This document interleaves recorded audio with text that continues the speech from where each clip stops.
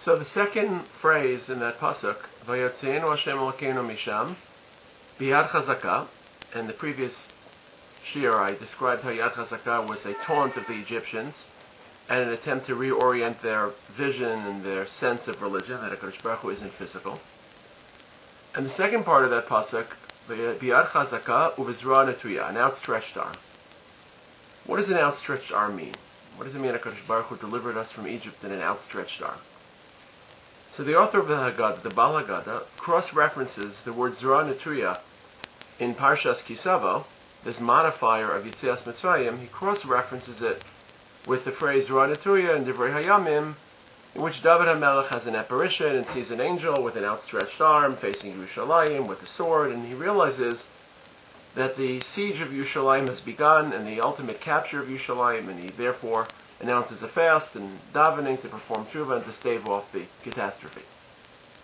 So if Zra Netuya in Divrei Hayamim is a sign of war and a sword, similarly Zra Netuya in Parshas Kisavo, describing Yitzias Mitzrayim, is also a sign of war. Of course, it's unclear what type of war the Haggadah is referring to. We don't know of any war in Egypt. We know of Makos, we know of the delivery, we know of Yitzias Mitzrayim. We don't know of any war. So the truth is, there were two wars that the Haggadah refers to. Number one, the Makos. There are many different ways to arrange the Makos, to subdivide them and to try to understand or to detect their inner themes. So for example, Rabbi Yehuda's famous division into the tzei, adash, and biachav, that there are three different subsections, three different subcategories. But there are other ways to divide the Makos, those that had warnings, those which Moshe was involved, those where Aaron was involved, those that came from heaven. There are all sorts of different ways to subclassify the Makos.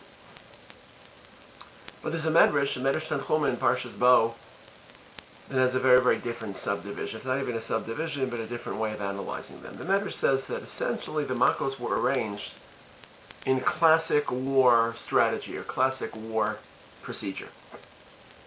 And the Medrash describes ancient warfare, medieval war. First, the water source is cut off. You lay siege to a city, you cut off their water.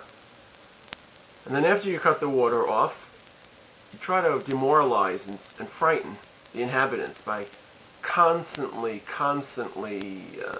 making sounds and thunderous noises to frighten, to upset their routine. Some of us have seen movies depicting medieval forms of war and the spears, the banging of the spears and the clanging of the shields against one another for hours and hours on end in the middle of the night so that people can't sleep. Then after the noise, and slowly but surely people are becoming traumatized or destabilized, after the noises, so then the arrows are shot into the city, and you can't really capture a city through an air force, through air power, but shooting a couple thousand arrows into a city, and I don't mean the arrows of Lag BaOmer with the little suction cups on the end, but really a barrage of arrows that pierce bodies, that staple human beings to walls, that murder. Again, you're not going to conquer the city that way, but you certainly can begin to destabilize and demoralize and frighten the townsfolk. After the arrows are shot, so terrorists, mercenaries are sent to the town. Again, you can't really capture. Terror is not a strategic threat. It's a psychological ploy, but it's a very, very powerful psychological ploy. And they rampage, and they pillage, and they plunder, and they rape, and slowly but surely you're softening the town, you're softening the city's defenses, and then afterwards you pour hot oil on the guards, and the initial assault begins, and then fiery boulders are catapulted into town to destroy the wall, to break down the infrastructure, and then ultimately the large armies are sent in. After the city's defenses have been softened, now the armies can complete the job, can complete the task. So the Medrash says that similarly, HaKadosh Baruch Hu's Makos were arranged to look like war. First, the water source was cut off, dam. And then arrows, and then the noises, the tzvardeya, which we think were very cute frogs, National Geographic rainforest frogs. But these were loud, croaking and shrieking frogs. And then subsequently, Chazal see kinim as a type of an arrow, which is a bit of a stretch, I think, metaphorically, but the skin-piercing kinim. And then, of course, the Arov. The Arov are the terrorists who rampaged through town. Again, ultimately the wild animals were subdued, but they exacted a heavy toll. Followed by the hot oil, the shchin, the boils, barad, boulders of fire, and then finally HaKadosh Baruch Hu sent in his army, and army is always in Tanakh an icon or a metaphor, an image of an army. These billions and billions of locusts that all are disciplined and fly in the same direction, and very, very frightening event, a locust infestation. Aside from everything else, it was important that the Jews begin to see HaKadosh Baruch Hu not just as their creator, as their redeemer, as their lover, as the God of their fathers, as the master of the universe, but they also have to begin to see God as a warrior.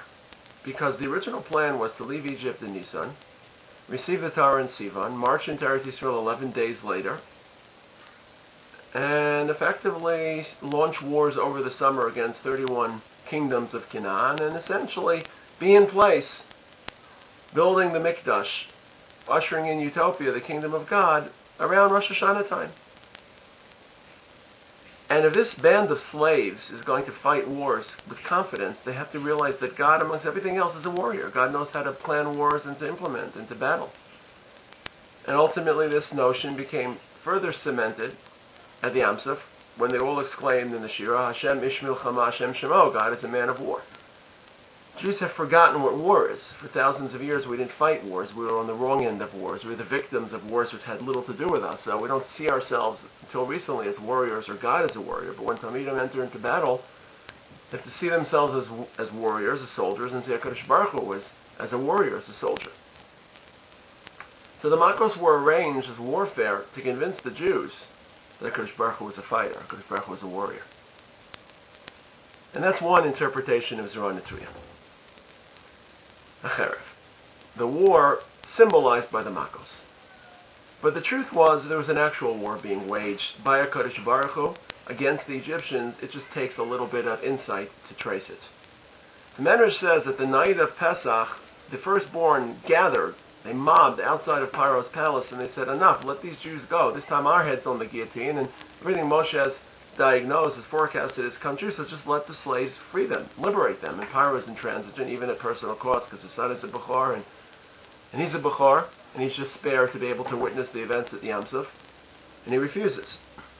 So that night, the firstborn launched an insurrection, a civil war, and 60,000 Egyptians were killed during the civil war, during what was effectively the first part of Makas Becharos. Makas Becharos was a two-part plague. First, HaKadosh Baruch Hu fomented internal Egyptian politics and instigated a civil war in which the firstborn were HaKadosh Baruch Hu's agents, and then the agents of the first part of Makas Becharos became the victims of the second part when they themselves were killed by the angel of death or by HaKadosh Baruch Hu.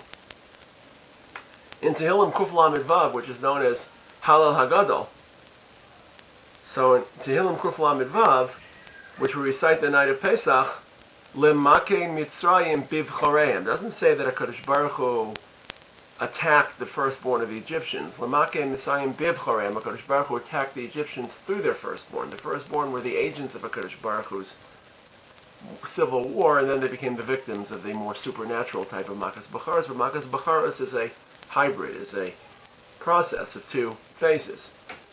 And the first part of that phase reminds us that HaKadosh Baruch Hu doesn't just intervene in nature, or in history, or in science, or in psychology, but HaKadosh Baruch Hu also intervenes in politics. And sometimes there are political events that we see as incidental or serendipitous, but ultimately they're part of HaKadosh Baruch Hu's plan and part of HaKadosh Baruch Hu's intervention.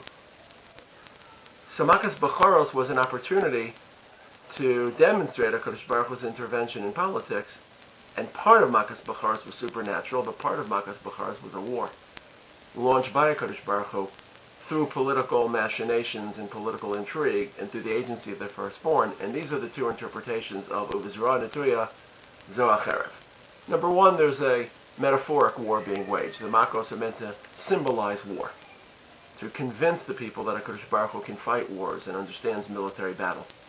The second part of the war was Makas Becharos. Makas Becharos phase one was a civil war, launched by the firstborn, but instigated by HaKadosh Baruch Hu. And then ultimately, the supernatural part of Makas Becharos assaulted the agents of the first part of Makas Becharos.